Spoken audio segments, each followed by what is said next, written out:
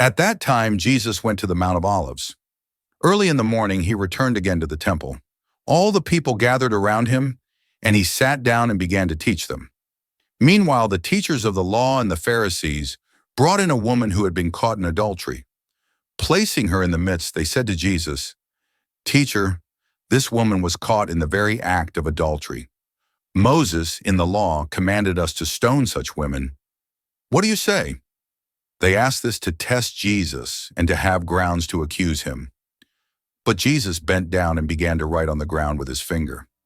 As they persisted in questioning him, Jesus stood up and said, "Let the one among you who is without sin be the first to throw a stone at her." Then he bent down again and continued writing on the ground. On hearing this, they began to go away one by one, starting with the older ones. And Jesus was left alone with the woman standing there in the midst of the people. Then Jesus stood up and said to her, "Woman, where are they? Has no one condemned you?" She replied, "No one, Lord." Then Jesus said to her, "Neither do I condemn you. Go, and from now on, do not sin anymore." The Gospel of the Lord. Praise to you, Lord Jesus Christ. Proclamation of the Gospel of Jesus Christ according to John, chapter 8, verses 1 to 11. Welcome to the channel.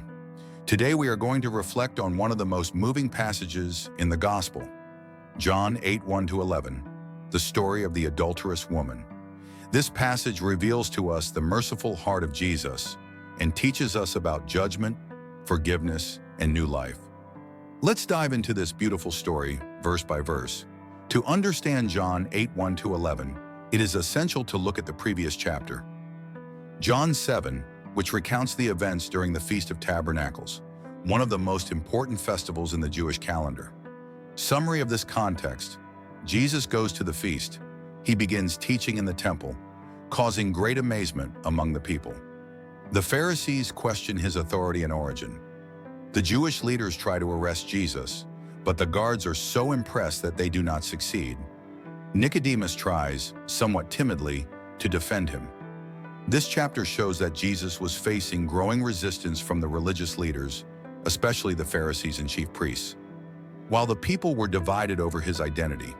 At the end of John 7, the opposition to Jesus has reached a critical point, and it is in this context that John 8 begins. Verses 1 to 2. Jesus went to the Mount of Olives. At dawn, he returned again to the temple. All the people gathered around him, and he sat down and began to teach them.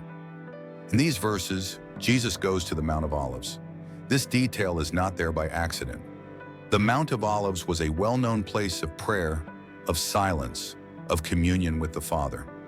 Many times in the Gospels, we see Jesus withdrawing there, not out of weakness, but to strengthen himself spiritually. After a day full of discussions and tensions, he retires to be alone with God. And early in the morning, Jesus returns to the temple. In this gesture, we see courage, mission, and faithfulness. Even knowing that he was being persecuted, criticized, and that many wanted him dead, he does not hide.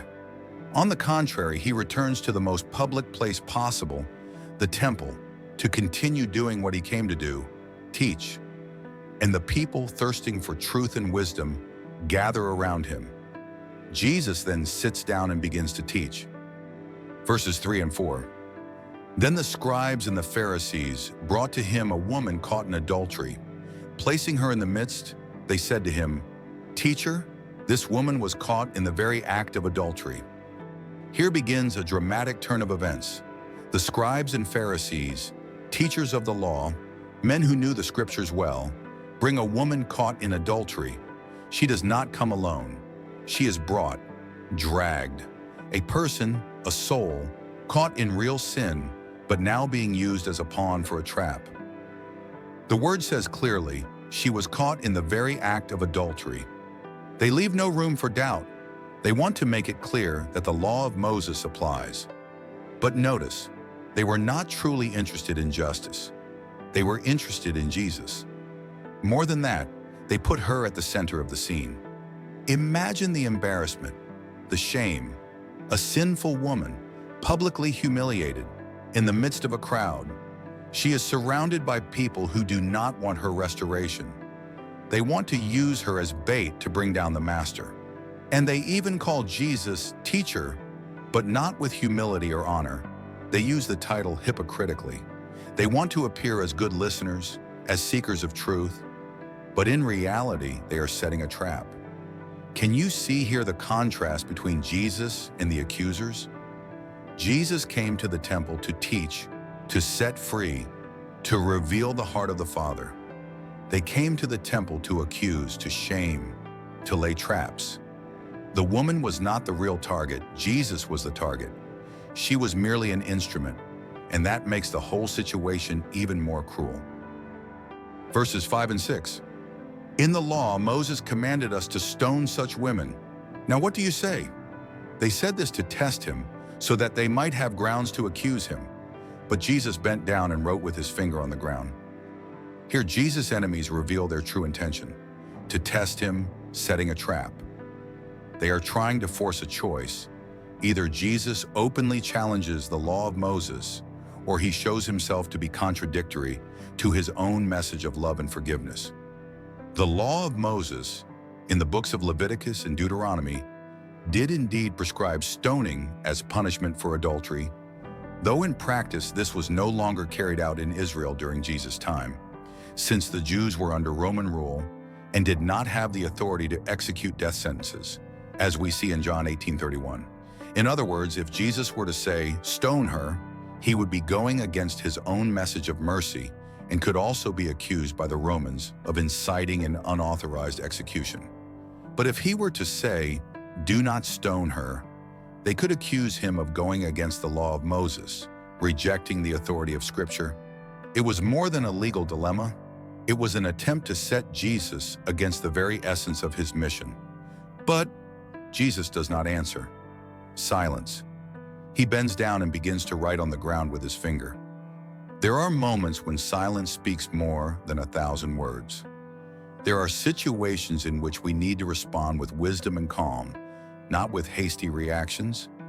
Jesus, with a simple gesture, teaches us that not every attack deserves a direct response. Sometimes we must bend down to write, to wait, to let the Spirit act. Verses 7, 8, and 9. As they persisted in asking him, he stood up and said to them, "Let any one of you who is without sin be the first to throw a stone at her." And he bent down again and continued writing on the ground. When they heard this, they began to go away one by one, starting with the oldest, and only Jesus was left, with the woman still standing there in the middle. The accusers do not give up easily. They keep pressing Jesus, insisting on their question. They want a direct answer, a condemnation, something they can use against him. Then Jesus stands up. He looks at them, and with a simple yet deeply powerful phrase, he dismantles the whole trap. "Let any one of you who is without sin be the first to throw a stone at her."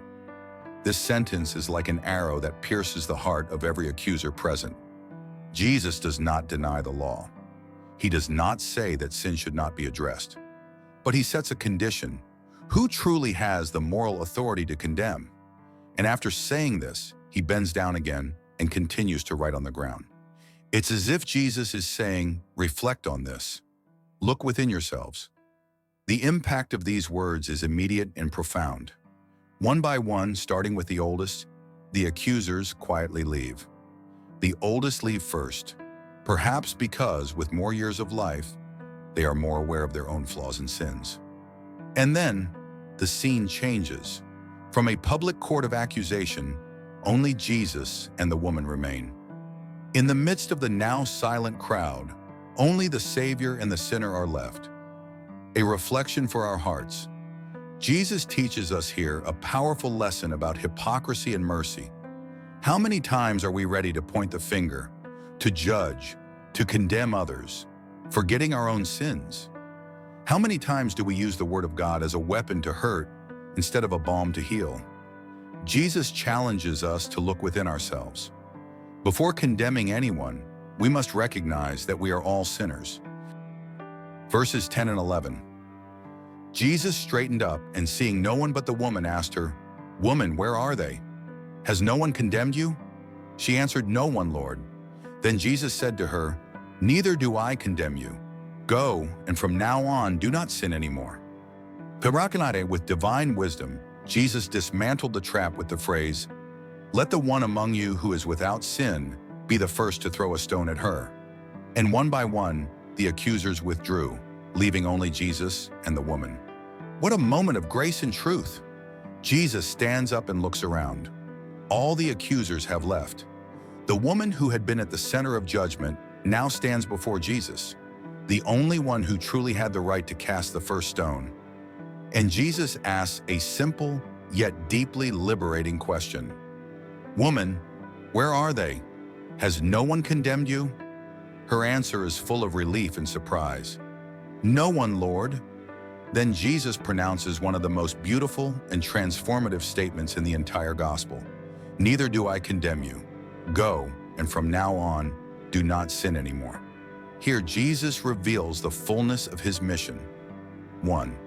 Mercy and forgiveness. Jesus did not come to condemn, but to save. He offers the woman a new chance, a new life. He looks beyond her sin and sees the person, the soul in need of redemption. A call to transformation. Jesus does not minimize sin. He acknowledges the seriousness of what happened, but offers a way out, a new path. Go and do not sin anymore is an invitation to transformation, to new life in God. Identity of the adulterous woman. The identity of the woman caught in adultery, mentioned in John 8, is not revealed in the biblical text. Traditions and speculations. Is she Mary Magdalene? Some later traditions and speculations have suggested that the woman might be Mary Magdalene, but there is no biblical evidence to support this identification. Mary Magdalene is mentioned in other contexts in the Gospels, but there is no explicit link between her and the adulterous woman.